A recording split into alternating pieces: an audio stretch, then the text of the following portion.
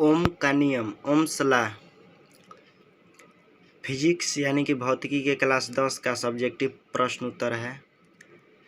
1827 ईस्वी में जर्मनी के वैज्ञानिक जॉर्ज साइमन ओम ने किसी धातु के तार में प्रवाहित होने वाली विद्युत धारा I तथा उसके सिरों के बीच उत्पन्न विभवांतर V के बीच एक संबंध बतलाया।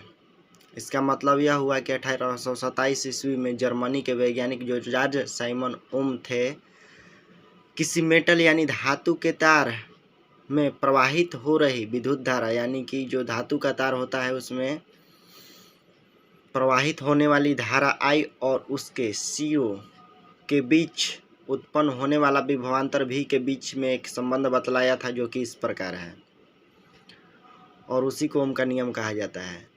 अचर ताप पर किसी चालक पदार्थ से होकर प्रवाहित होने वाली विद्युत धारा I उसके सिरों के बीच उत्पन्न विभवांतर V के समानुपाती होता है। समानुपाती का मतलब एक ही अनुपात में होता है। इसी को ओम का नियम कहा जाता है।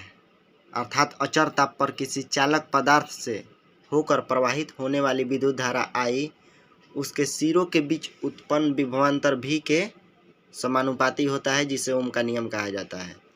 जब विभवांतर V और विद्युत धारा I हो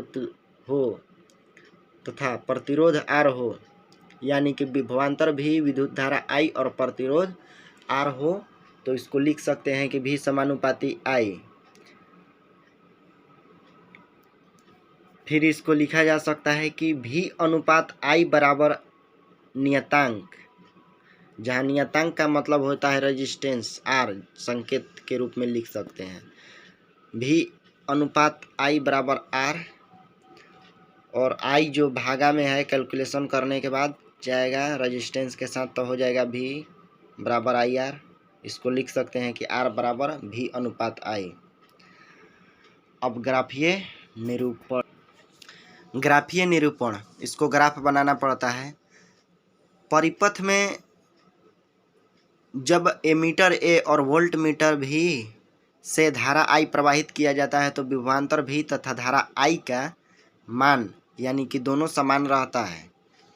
विभवांतर का मान बढ़ाने या घटाने पर धारा का मान भी बढ़ता या घटता है, यानी कि विभवांतर का मान बढ़ेगा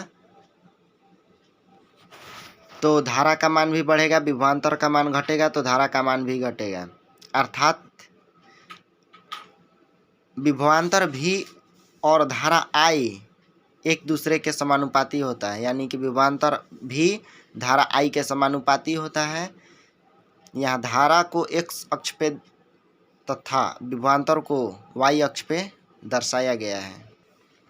बाद में फिगर को बनाना पड़ेगा, यानी कि चतुर्थांश बना करके एक तरफ विद्युत धारा और एक तरफ विभवांतर।